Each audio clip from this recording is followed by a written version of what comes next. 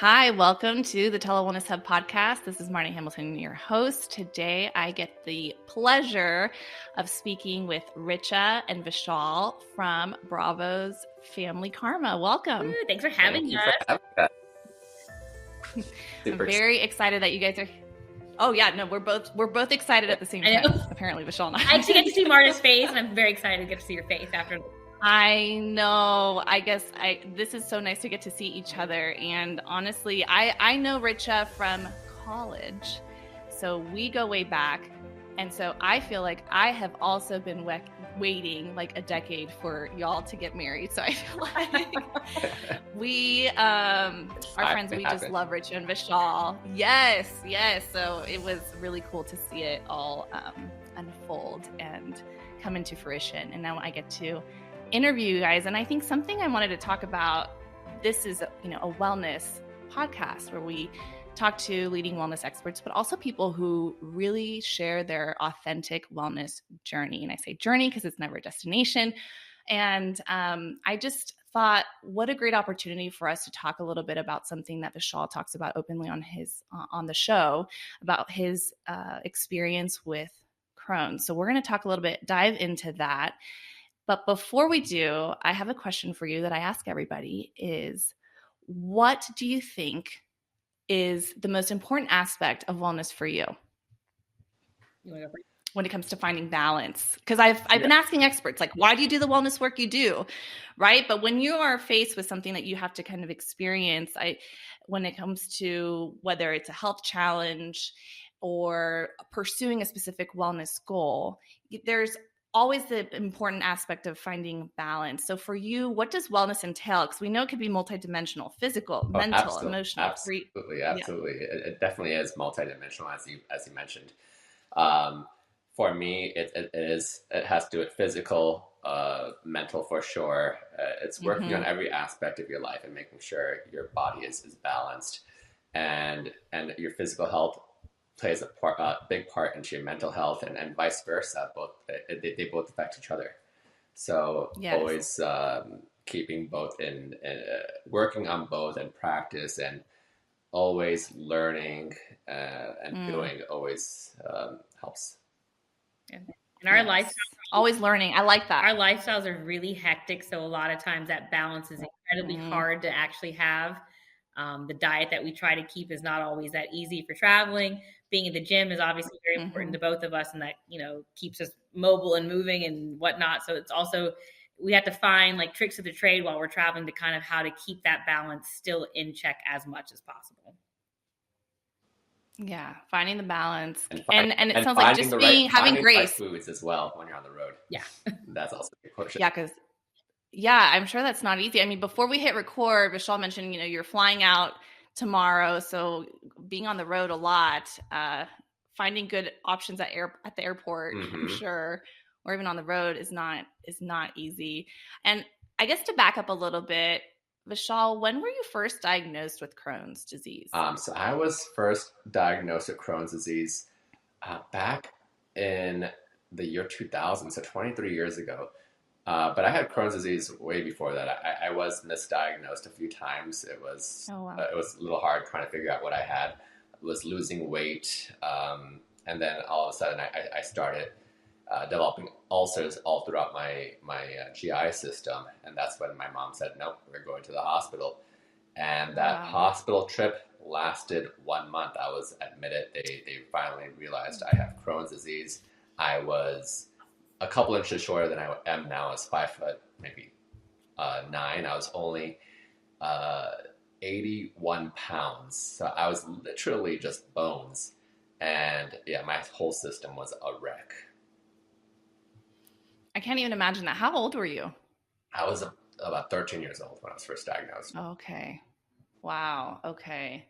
Like, how did you react? So, I mean, it sounds like you're going through, I think a really common experience that people have is there's misdiagnoses, right? You're going through the suffering of whatever your challenge is and trying to find answers, you know, and having to be kind of persistent, needing to advocate, needing to find answers. How did you react when you went into the hospital, probably thinking, okay, it's another Yeah. visit to try to explore, find answers. But then 13 years old, staying It for a it month. it was tough. It was extremely tough. You're getting poked and prodded every day, multiple times a day, and you're learning about something you had no idea ever existed. And I learned that this is a disease that doesn't go away, that there is no cure for it. So this is Mm-hmm. something I'm going to have to deal with for the rest of my life. And I'm only 13 years old at this time, so I have no idea what to expect from here on out. Like, why you start asking the questions like, why is this happening to me? Like, what do I do Mm-hmm. from here? Why am I different? And you're dealing with so many things emotionally and physically that it is stressful on your whole system. Yeah, I wonder now, you mentioned some of the symptoms like the ulcers, and what are some of the symptoms you experience now with Crohn's disease that you might be aware of, or might be kind of Indication. a signal to your body? Yeah, an indication. For me personally, because everyone's symptoms are different, and everyone has their different Right. triggers. But for me, um, what is Fatigue. it? Fatigue, If I'm on, if I, sorry, Richa? fatigue is a big one for you. What? Fatigue, being tired. Fatigue. Yeah. Losing energy, but not only that. Like, for me, Mhm. if I start going to the bathroom a lot, if I am in a flare, I'm literally just sitting on the toilet over 10 times a day. Yeah, I start losing weight as well. Okay. He gets rashes. Yeah, He'll get rashes on his yeah, fingers and like random cuts, like skin cuts he gets. yeah. I start getting. Yeah, she knows all the symptoms, and also Wives always No. know. Like wives, yeah, wives see a different side. Yeah. yeah. Another big thing is also blood in your stool. That's a huge one. Yeah, but there's different symptoms, and just trying to pay attention to it. Yeah, and I'm sure that's hard because I always say we're so much more than our challenge, right? Like I know, Vishal, I've traveled with you, so I know you're describing traveling, and I'm trying to kind of rewind to traveling in Ireland, Yeah. right? We're like different experiences, where we were on the road when we were in our car for some hours and different things like that. Yeah. But yeah, travel, all the things that you have to consider and pay attention to. That's something that's interesting, and especially as a couple, what are some ways that you support each other? Richa, I'm sure you support him, but I know it's also accepting support. That's a whole dynamic to consider. Richa gave me so much support right from the moment I told her about Crohn's disease. I told her maybe like 2 weeks into when we started dating, and she was probably the biggest factor into me going into remission was her. She was strict with me. She was strict with my diet, really got me to exercise, get like holding me accountable to taking my medications on time. And really, I saw such a drastic change with her that I got so healthy. And a lot of people don't know this, but yeah, she was the one that got me into remission. So we did a big change in his diet right away. Once he told me, I didn't know anything about Crohn's, wasn't anything that I was familiar with. So I did my own research on my own time. I didn't really want to ask him about it because I wanted to kind of just learn on it on my own. So I did my own research to see what diet would be the best for him. And then it kind of boiled down to paleo at that time was kind of also blowing up in that time frame. This was talking about 10, 11 years ago, I guess. Maybe longer. Oh, more than that, like 13. And I think I realized that diet was actually a really good diet for him to kind of get him on the track really quick. And I think we did a hard paleo diet. And I mean hard in the sense because we went like to the rule book of paleo for 3 months. He saw a significant change in his Crohn's because he was always in like a slight active flare when I was with him. And was on a different medication at that time. So I think within 3 months, 4 months, he's like the lab works were different. He was looking better. Like he had overall just was getting better. So we stuck to that diet. Now over the years, 12, 13 years later, we've tweaked that diet to where it's not as strict, but it's still in check. And then I think also adding exercise. So we're big believers in CrossFit. Maybe not that could be aggressive for a lot of people, but I think that heavy movement, constant movement, has really helped with any inflammation in his joints and all that. And that, I think, has been a good. And that's also a good stress reliever as well. And stress has been a huge factor in flare-ups.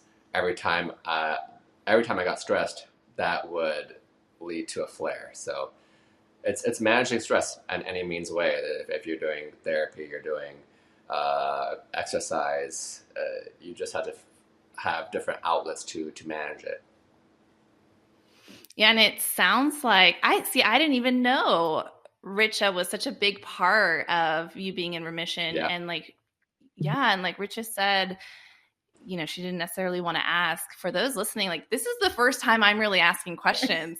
I've known you for all these years, and I'm thinking, like, what a wonderful opportunity for me to learn and educate. And I just hope that this inspires others too, because it affects, in my research on Crohn's, it affects so many people. And it sounds like what the experience you had, where there's a lot of question marks on what is going on, that seems to be an experience that happens for many too. So I think autoimmune I think it's in general tend to be so difficult to diagnose, at least, 20 years ago. I don't know if they're as difficult now, but they're such mysteries. They take time. No, there was really not much information on it when I was first diagnosed. It was really hard. You're playing around with different diets, you're trying to figure out what works for you. And one of the hardest parts about it was I was never open about Crohn's disease. I really let it control me. And that, I think, gave it so much power that holding things in, that causes you're internalizing a lot of these stresses, and that's negatively impacts your body. So when I finally started becoming more open about Crohn's disease and letting people know I have Crohn's disease, like, it's just something it's something I have. It's not who I am. That's when I really started seeing a huge difference where, I can talk about it, and that really takes away a big stigma that I always associated with it. And I felt myself being more in control of Crohn's versus Crohn's being in control of me. Yes, no, that makes a lot of sense. And what a wonderful opportunity of a shift. I'm happy for you that you have that empowerment, because like you mentioned, an autoimmune, I think we talked about this maybe before we hit record, but autoimmune diseases like Crohn's, they're invisible. And I think because of that, it's so hard to navigate. What do you do to handle the emotional challenges that come with Crohn's? It sounds like sharing is something that has really been empowering and has helped. Exercise. Have you ever looked at, I heard you mention earlier, like medication. Have you ever looked at going towards providers for helping with any of that, whether it's like a coach or even trainers, like they can help with kind of the aspects of it, or medical providers? Like, what has helped you with handling and coping with the emotional challenges that come with Crohn's? What has helped me cope with it? It's a variety of things, honestly. It's what was it? I was going to say. Honestly, I think for him, in opening up about it the most.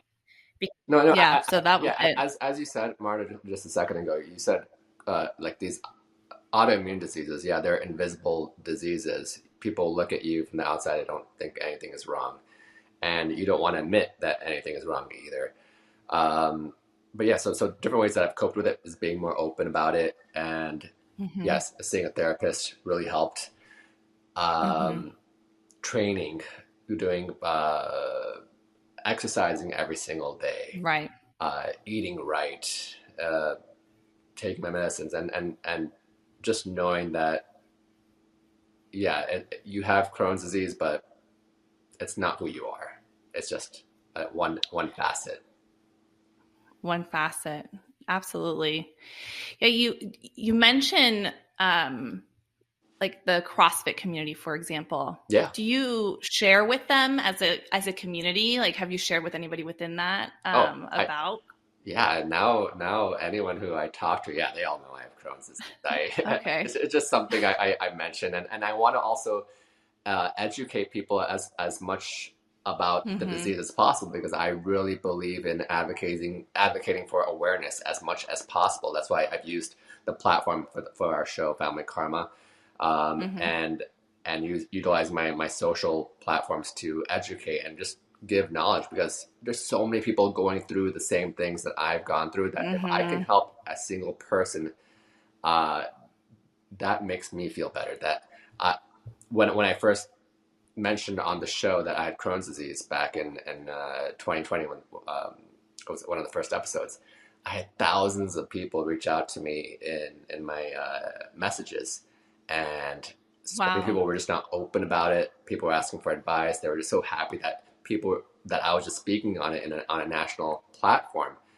And when I got that feedback, I just went all in. I'm like, yep, I'm going to continue doing this, and I'm going to go even further, because I know it's helping people.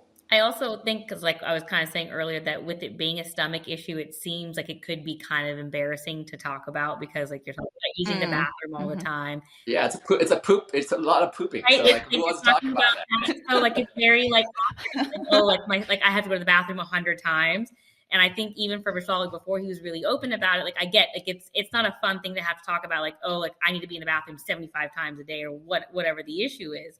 So I think with him being open about it, it kind of has made it easier for other people to say, you know what, like I have stomach issues. Like it's not it's okay to talk about. Like it's not completely taboo. Like people poop. Unfortunately, if you have Crohn's, it's a little but you know what I mean? Like it's a little more comfortable to talk about. And I think he's kind of and even like in our South Asian community, people are so like, everyone wants to just portray a perfect life. No one wants to talk about their issues. So I had so many people from that community reach out to me and saying like, it's so nice to hear that you're talking about it, because we never wanted to talk about it. And yeah, just showing that you are not alone. I think showcasing that there's a huge group of people that have it, and yeah, ask for advice. Just everyone's gone through what you're going through, and you can learn. I only think that that's actually helped Vishal emotionally more too, by him being open, and then other people being open with him has actually made him even more comfortable with the fact that he's open about Crohn's. It's kind of like a big cycle that just keeps growing for him. Yes. Yeah, like, absolutely. So many people have it, and they're so happy for me to talk about it. So last week when he had his colonoscopy, like Vishal, like kind of tell people about your colonoscopy journey. He's like, it's just normal for me that I have to do it. I'm like, but you need to make it normal for other people too. Like it's okay to have to go through this process, and how the process kind of looks. Yeah. Yes, absolutely. Yeah, I heard you say earlier too, like when you are able to feel empowered, Crohn's doesn't control you. You can kind of control it. It sounds like that's kind of the epitome of this, is right. You're facilitating community conversations about it, whether it's CrossFit, or online communities, right? Being able to share and empower others. And that's the goal. I'm hoping that, go ahead. I'm not saying it's a perfect journey, that it's always positive, that me being open. Right. No, there's still so many hiccups. There's so many times that I still have mini flares here and there. And there are days where mentally I do feel fatigued and down about it. But yeah, you just have to continue. And I'm lucky enough that I have a partner that can continue to push me. And when I do fall off the wagon, when I'm not exercising, or if I'm just eating awfully, I'm here to be on him, to be like, no, you have to. Yeah, she can whip me back into shape, because you do always need that extra push. I can't always push myself. Yeah, sometimes we need support. And Richa, I love that you've been so encouraging and supportive. I wonder, I like have two questions. I'm going to go back to the colonoscopy in a second, but I want to know more about dating life, like how Crohn showed up. Because it sounds like you knew about it. Richa, you knew a little bit about it. It was shared, like how it went about, like sharing with your, when you're dating, bringing that up. And it sounds like she did research. Like, how did that play out? Maybe for others who are navigating, okay, well, I don't have a wife, I don't have a life partner, but I'm dating. I'm wondering what that looks like. I will say, once I found out, and it was pretty early on, I think, when we probably weren't even very early, when we were literally like hanging out, and he told me, and I was like, I don't know what this is. And I'm one of those, like, when something kind of sticks in my brain, like I want to figure it out, and I want to, like, I'll research the crap out of it until there's nothing left to do. with it. And I'm pretty sure I spent a decent amount of time looking everything up, figuring out what it was, what we could do to make it better at that time really fast. We were dating for less than a month. I don't even know why I told you or how I told you. I remember where I told you. It was an ice cream dessert. Yeah, Swenson's. Oh, really? We just should be eating ice cream. Why? Yeah, I should have been. Oh, I was eating like shit before this. And when we first started dating, he was eating like Wendy's every day. And I have nothing against Wendy's. I love Wendy's, but he was eating Wendy's. Yeah. We were going out, we were drinking, we were doing all this stuff. Mm-hmm. And as I'm researching, I'm like none of this can be right. You're like, wait a minute. No, yeah. Understand? Yeah, but going back to it, like I don't like dating with Crohn's disease. I'm sure it's hard. Like a lot of people, you don't want to tell the person that you're dating that you have Crohn's disease. It's not something that you're like, oh hey, I'm Vishal, I have Crohn's disease. No, you got to figure out how it comes naturally. But yeah, I don't know how it came apart, how it came about, but I know. I definitely had a scratch my head moment though, because I was watching him eat and how I was like, I have no idea like what he's doing, but that's why I was like, okay, well, if I like this guy, which I did at that time, I was like scratching my head, I was like, how are we gonna fix this? Because we need to fix this a little. We can't be eating Wendy's or like can't be having these crazy like drunken like brunches and stuff. So we have to figure that out. But you know what? It should be something that you can say in the first conversation with somebody, and that's what I want to make it more normalized. That if you are dating and you just want to tell the person that that's something you have, why not? If that's a person you're meant to do it, I just had to figure out what to do with his diet. Yeah, no, I love that you say that, because I think sometimes dating is like so focused on like going out to dinner, going out for a drink. Mm-hmm. So I was it's a lot of drinking, like, okay, right? Your first couple of days, you have to be a little bit extra, so you're kind of or you're going out for coffee and like coffee, then you're straight to the bathroom too. Oh, right. No win. Yes. Yeah, no, so I was really curious. And let's fast forward, like, how long have you guys been together now? I don't even know. It's been a long time. We were talking about 10 years. At least as long. I mean, at least 9 years. I know 10. 12. We'll go with 12. That sounds good. 11 or 12. That sounds about right. Sounds nice. That sounds about right. When I first heard about Vishal, I was like, I need to meet him.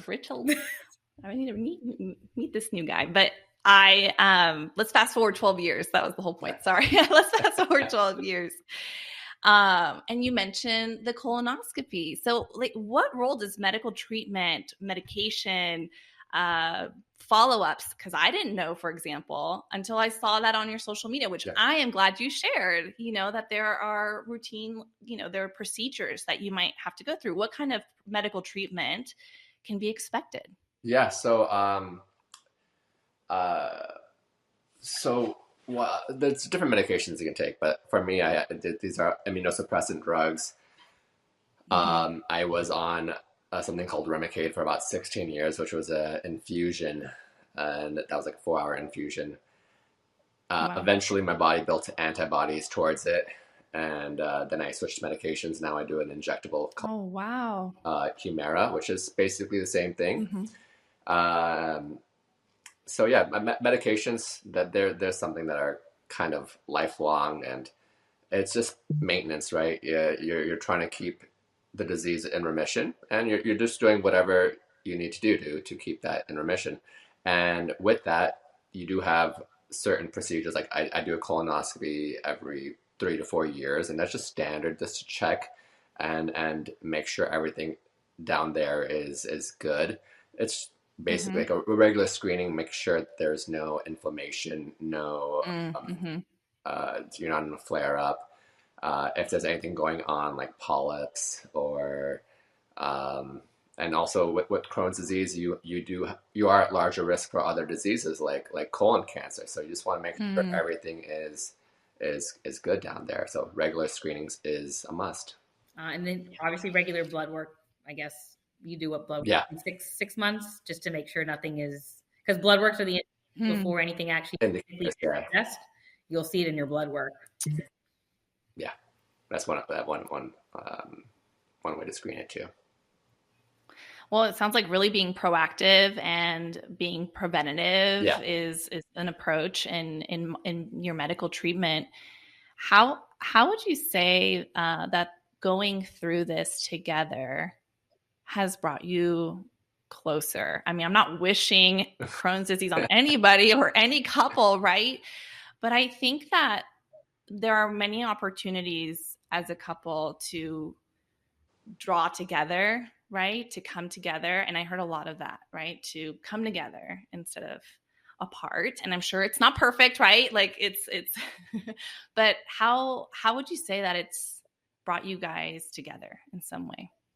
I mean, I guess just going all the way back to the beginning, the moment that he said he had it, it was kind of like you go into, at least for me, I go into fix it mode with him. No matter what's going on in the world around me, the world is falling apart. But if something's wrong with him, I go into fix it mode when it comes with him, and that's kind of how I've been with it. It keeps. And I think that's mutual too, and I feel like you never like if she's ever sick, I want to make sure she's okay as well, and that's who your partner is. But what was I just drew down a blank.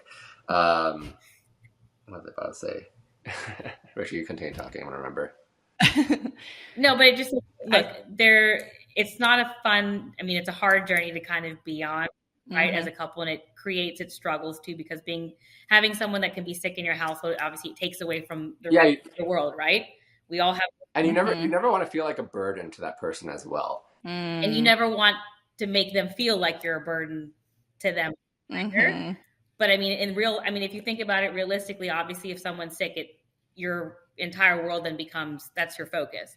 So everything around you kind of takes a back seat, and that's okay.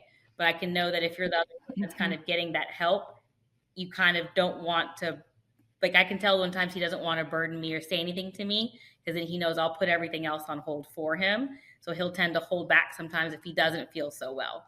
But you understand your partner after a while, like he doesn't have to tell me if he doesn't feel well. I can physically see it. I can see how he acts. I can tell by his voice that things have kind of changed. So in that perspective, when you know you have someone that has this situation, you pay attention to them maybe a little bit.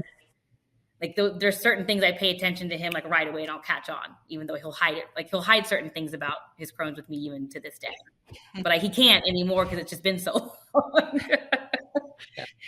Yeah, I'm hearing like just super aware and having a lot of empathy and like valuing. Like Richa loves Vishal. Like that's what I'm hearing. Like you love him. That's your person. That's your partner. You value him. Like you want his health to be a priority. I mean, you kind of see it on the season where we fight a lot this last season, where I kind of get on to him about the drinking situation, and that wasn't out of, we all party, we all like to have fun. I mean, Marty, you've known me for years. So I'm not one to talk, but like there's certain things that you just kind of have to, I mean, like I knew how it was affecting him and I could see it. So, there was concerns with drinking. You see that the big concern was, I want you to be there when we're 90. I don't want you to be harming yourself. Even though you may not feel it today, it's going to have that long-term effect over time with you.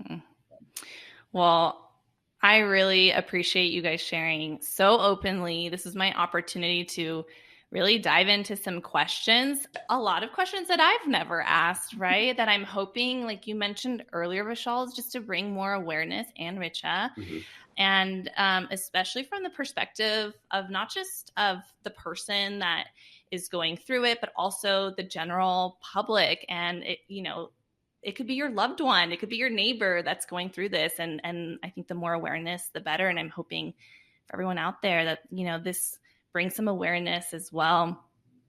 So, we talked a little bit about the multidimensional aspect of wellness, and we've talked about being proactive towards health. Yeah. Wellness is defined as the quality or state of being in good health, especially as an actively sought goal. So that's the official definition of it. And I bring that up because there are flare-ups, there are bumps in the road, but like we can set goals for wellness. And for those who are working on setting goals or working on reaching their goals for wellness, what words of encouragement do you have for them? Persistent and patience. Consistency. Yeah. It's all about being consistent. It's not one day you're going to be there. It's baby steps. You'll never notice it until you're there. Yeah. I love that. Consistency, persistency. Patience is the big one, because with these autoimmune diseases, they're not going to go away. And like you said, in a day, they take their time. It's a journey, and it's never like a straight path, like where you're going straight up. Right. Down. It's like it's fixed with ups and downs, but you just want to generally keep going up. And you can see you'll have hard days, and there's nothing that you'll think you're on a great track up, and then you just slam down one day, and then you kind of have to pick yourself up. I mean, you're a human, so you're gonna be upset, but you can't be upset for days at a time. You just have to be like, tomorrow will be better. Yeah, and you can't stay down because your mental health is so correlated to your overall health. So you have to figure out ways to get out of that state of mind and work on yourself, and whatever outlet you have, go to that. That is so encouraging, honestly, because I think in our society or in our different communities or cultures, there can be this expectation, even within the wellness community, right? That there's like a need for perfection. Like you're doing all the things and everything's great. But the reality is, like, we're humans, right? Like you mentioned, and there's ups and downs, and it's a journey. So I really appreciate you sharing that encouragement, because I think it's going to be really helpful. It's helpful for me to remind myself, right? So helpful for everyone. But thank you, Richa. Thank you, Vishal, so much for being a part of our wellness journey. Thank you for having us. And if anyone ever has any questions, they feel free to message me, and I'm always glad to help. Yes, that's what I was going to ask. How can people connect with you? Both? Yeah, I think through our social medias is easiest. Richa's at Chini Malai, and I'm at Captain Vish. So yeah, just shoot me a message or her, and from whatever aspect, from the partner aspect or from the patient itself, we can give you a full scope of advice. Awesome. Thank you guys so much. Thank you.